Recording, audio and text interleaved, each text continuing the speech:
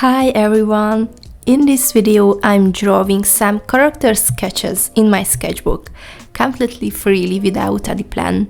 I just let the ideas flow and follow where the pencil takes me.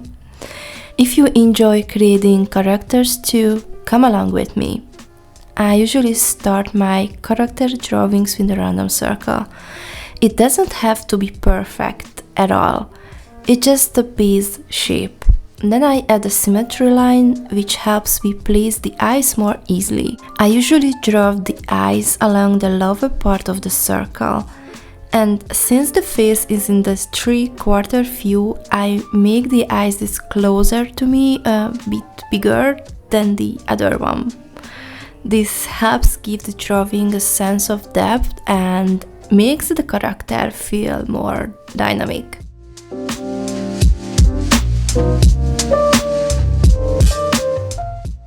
Right now I'm using a Prismacolor Col-Erase pencil. It's technically a colored pencil, but it's perfect for sketching because it's easy to erase and the tip is surprisingly durable. I really like how it glides on the paper and it helps keep the lines light and loose at this stage.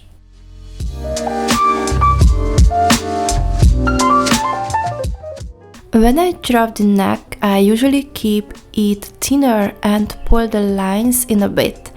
That way it looks more stylized and cute. Also, when I'm drawing the face, I like to keep the eyes, nose and mouth pretty close to each other. It gives the character a super cute and appealing look. Almost like a chibi character, but not too exaggerated. So if you are going for a cute look, this is a little trick I always use. Keeping the facial features close together really works.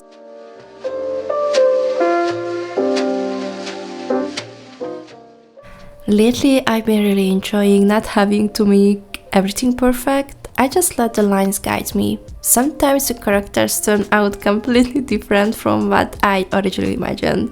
And honestly, it's so interesting how easy it is to fall in love with a sketch even if it's not fully finished. I often look back at my old sketchbooks and these loose, messy drawings are usually my favorites. It's like capture the fleeting thought on paper. I think that's what makes the whole process feel kind of magical.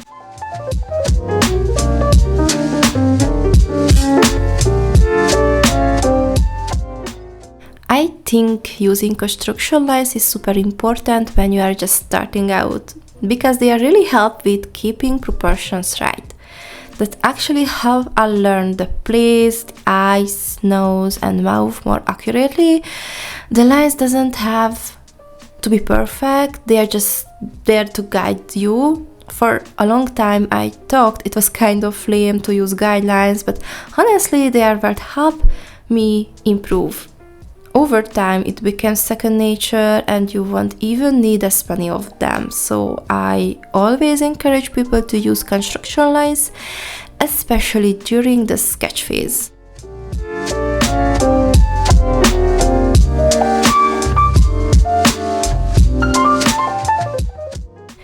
When I draw hair, I don't like to sketch every single strand because that would take forever and make the drawing look too easy.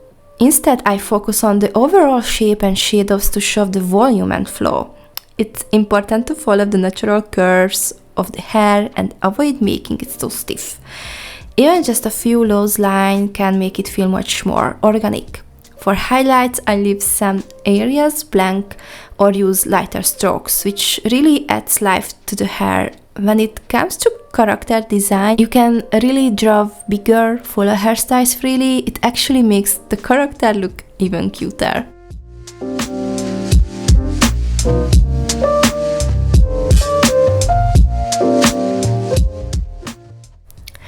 When I draw clothes, I try not to overthink every little detail. I just focus on the overall shape and how the fabric will naturally fall on the body. A few folds and creases in the right places can already make it look believable. I like playing around with different styles, sometimes cute and simple, other times something a bit more fantasy inspired. In character design, outfits are a great way to show off personality. So I don't worry too much about realism. As long as it fits the vibe of the character, I just go with it.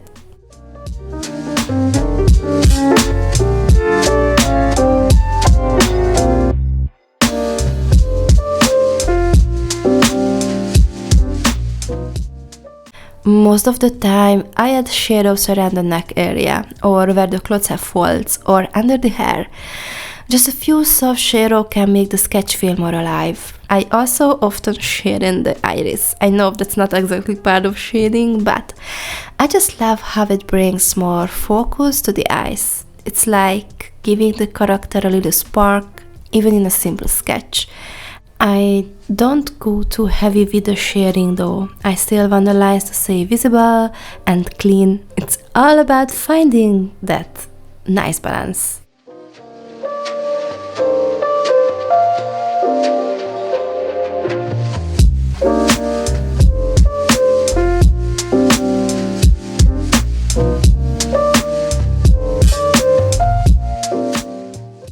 I think sketchbooks are super important, not just for practice, but for letting yourself make mistakes without pressure.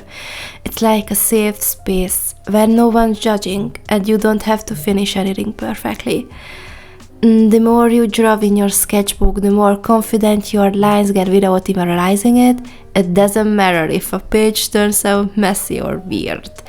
It still means you showed up and practiced. I've learned way more from loose sketches than from finished pieces. Sometimes I flip back through old pages and I'm surprised by how far I've come. Even 5 minutes of sketching a day can make a big difference over time. So yeah, don't underestimate the power of just filling your sketchbook page by page.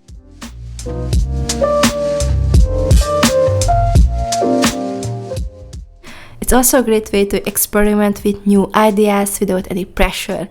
Some of my favorite characters actually started as random doodles in the corner of a page. So you don't need fancy materials either, just a pencil and a bit of time.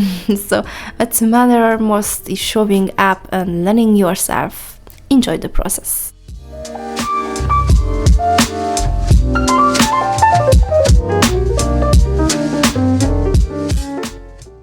Thank you so much for hanging out with me while I sketched today. I hope this inspired you to pick up your sketchbook too.